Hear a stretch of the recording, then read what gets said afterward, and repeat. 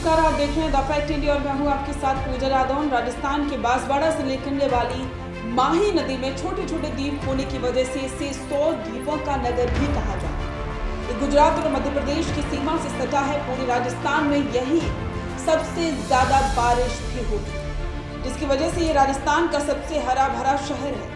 लोकसभा चुनाव की दृष्टि से भी ये अहम माना जाता है। ये शुरू से ही कांग्रेस का गढ़ रहा, लेकिन पिछले 2 चुनावों में इस पर बीजेपी काबिज रही, लेकिन इस बार बहुत कुछ बदला।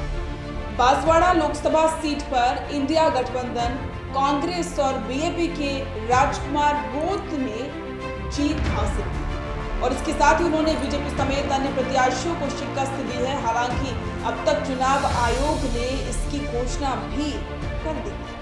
बांसवाड़ा में पहली बार साल 1952 में लोकसभा चुनाव हुए थे, जिसमें कांग्रेस के भीखा भाई चुने गए। उसके बाद साल 1957 में कांग्रेस ने भोगीलाल पांड्या, 1962 में रतनलाल, 1967 में हीरजी भाई और 1971 में हीरालाल डोडा को मैदान में उतारा। ये सभी चुनाव जीतते रहे, लेकिन 1977 के चुनाव में जनता पार्टी के हीरा भाई ने कांग्रेस को हरा दिया। हालांकि 1980 में हुए अगले चुनाव में ही एक बार फिर से कांग्रेस के भीखा भाई ने ये सीट अपनी झोली में डाल दी। बांसवाड़ा लोकसभा क्षेत्र में 8 विधानसभा सीटें आती और 8 विधानसभा सीटों के लिए ऐसा कहा जाता है क्योंकि आदिवासी बहुल इलाका है।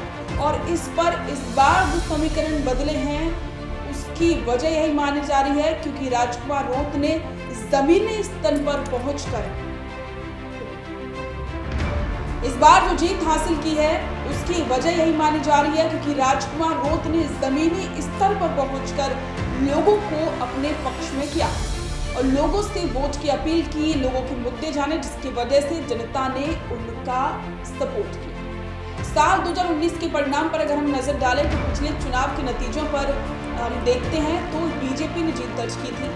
बीजेपी कनकमल कटारा को 7,11,709 वोट मिले थे, तो वहीं कांग्रेस के ताराचंद भगोरा को भी 4,06,245 वोट मिले और इसके अलावा भारत आदिवासी पार्टी के कांतिलाल रोत को 2,50,761 वोट मिले।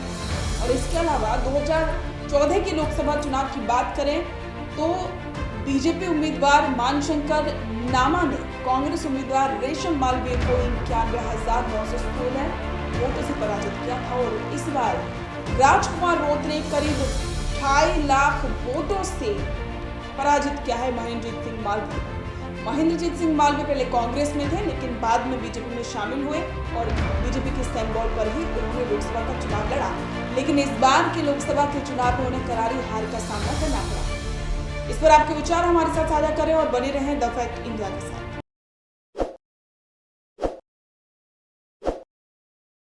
ताज़ा खबरों के लिए विजिट करें द फैक्ट इंडिया की वेबसाइट और डाउनलोड करें द फैक्ट इंडिया ऐप।